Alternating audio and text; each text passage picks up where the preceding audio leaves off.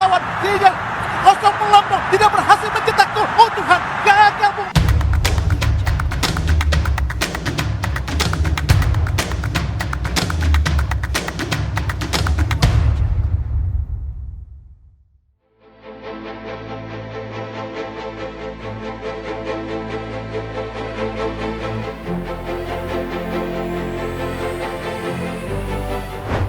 Sejak menangani timnas pada akhir tahun 2019 lalu, Shin Tae-yong belum menemukan sosok striker yang pas untuk Indonesia.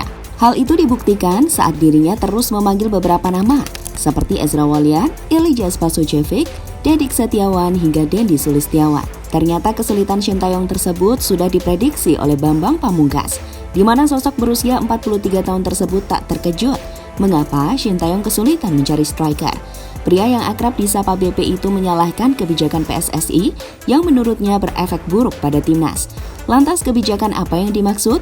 Berikut ini adalah jawabannya.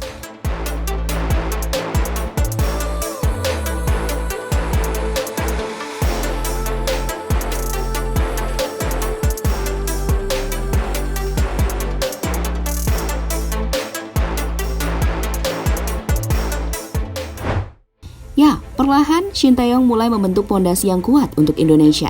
Pondasi yang mulai terlihat terletak pada lini pertahanan yang mulai solid.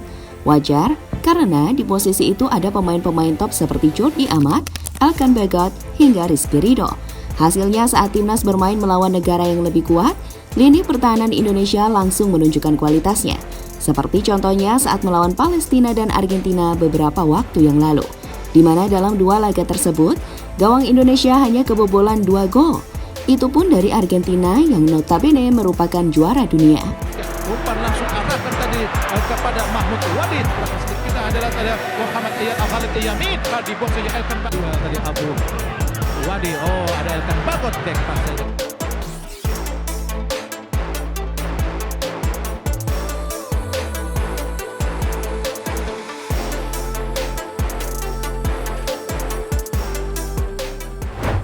Tapi tunggu, jika pertahanan Indonesia perlahan mulai membaik, lain halnya dengan sektor penyerangan. Ya, pada sektor tersebut sampai saat ini menjadi titik kelemahan bagi timnas Indonesia.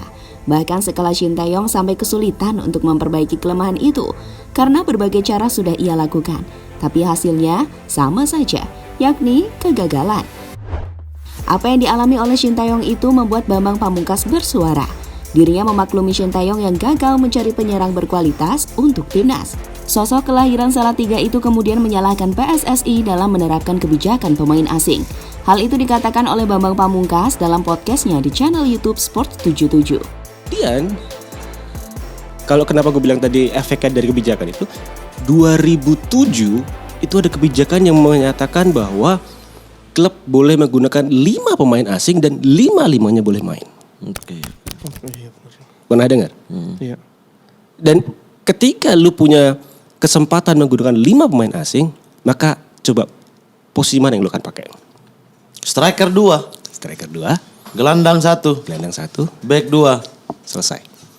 Akhirnya kemungkinan untuk pemain muda main di striker itu semakin sulit karena 2 strikernya asing. Apa yang dikatakan oleh Bambang Pamungkas memang masuk akal, karena beberapa tahun yang lalu PSSI melalui PT Liga menerapkan kebijakan soal pemain asing, di mana setiap tim boleh memiliki 5 pemain asing.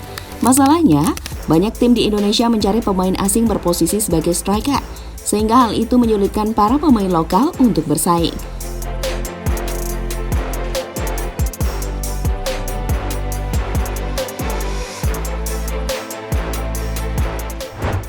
Setelah itu Bambang Pamungkas mengatakan jika kebijakan PSSI sangat berbeda ketika dirinya mulai mengawali karir bermain di Liga Indonesia. Dirinya ingat saat itu setiap tim hanya boleh memakai 3 pemain asing. Posisi yang dicari umumnya striker, gelandang, dan bek tengah. Sehingga dengan kebijakan seperti itu, dirinya memiliki kesempatan bermain dibandingkan dengan aturan yang sekarang. Di era gue pertama kali main bola, 90-an sampai 2000 awal, itu mostly tim-tim di Indonesia main dengan 3-5-2. Oke. Atau 5-3-2. 2 striker. Waktu itu pemain asing ada 3. 4. Oh, satu ganti asing. ya. So pemain cuma 3. Dengan pemain 3, maka logikanya yang dipakai itu adalah 1 stopper, 1 gelandang, 1 striker. Betul? Iya. Ini pelatih tahu kan ya? Kira-kira itu. Artinya akan ada 1 sisa slot striker untuk main lokal gitu. Oke. Benar Di nggak? semua klub Di semua ya? klub. Kan nggak mungkin nyari dua striker asing. Terus tengah siapa gitu. Kan tim mau menjaga balance-nya itu berarti kan. Keseimbangan ya. Gitu. Peraturan 5 pemain asing untuk tingkatan liga. Setelah menerapkan kebijakan 5 pemain asing, PSSI mengaku hal itu bertujuan untuk meningkatkan kualitas kompetisi. Tak hanya itu, hadirnya pemain asing juga diharapkan bisa menjadi contoh bagi pemain lokal. Entah itu berhasil atau tidak, namun yang pasti, kebijakan tersebut berefek buruk pada timnas Indonesia. Bahkan efek itu berlangsung sampai sekarang di era kepelatihan Shin Tae-yong.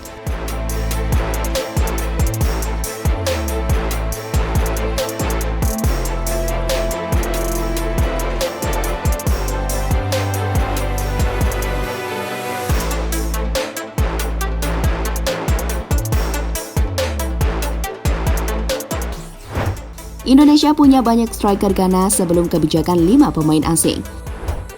Seperti yang dikatakan Bambang Pamungkas, dulu sepak bola Indonesia hanya memperbolehkan memakai 3 pemain asing. Efeknya bagus karena Indonesia jadi memiliki banyak striker berbakat. Selain Bambang Pamungkas, ada nama-nama lain seperti Ilham Jayakusuma, Gendu Doni, hingga Boaz Solosa. Tapi kini Indonesia seperti kesulitan mencari sosok-sosok penyerang haus gol.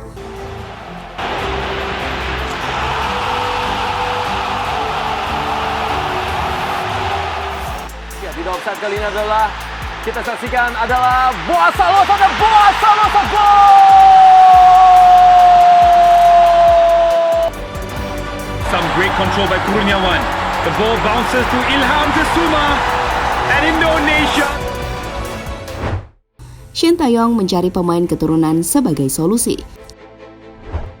Sadar soal sulitnya mencari penyerang lokal berbakat, Shin Tae-yong akhirnya memilih untuk mencari penyerang keturunan. Usaha dari Shin Tae-yong itu mulai terlihat saat Rafael Struijk mau membela timnas. Namun pemain kelahiran Belanda tersebut masih belum bisa diandalkan mengingat usianya yang masih terbilang sangat muda. Di sisi lain, pemain keturunan untuk posisi menyerang memanglah sulit karena kebanyakan berposisi sebagai back. Asnawi umpan ke kiri kepada Rafael Struijk, umpan lagi kepada Asnawi. Jadi kita lihat. Oh, Rafael Struijk umpan dari Marcelo Fernandes. Struijk di kotak penalti. Rafael Struijk shooting. Oh Tuhan, gagal tadi shootingnya. Jadi itulah reaksi Bambang Pamungkas soal Shin Tae-yong yang kesulitan mencari penyerang berbakat untuk timnas Indonesia.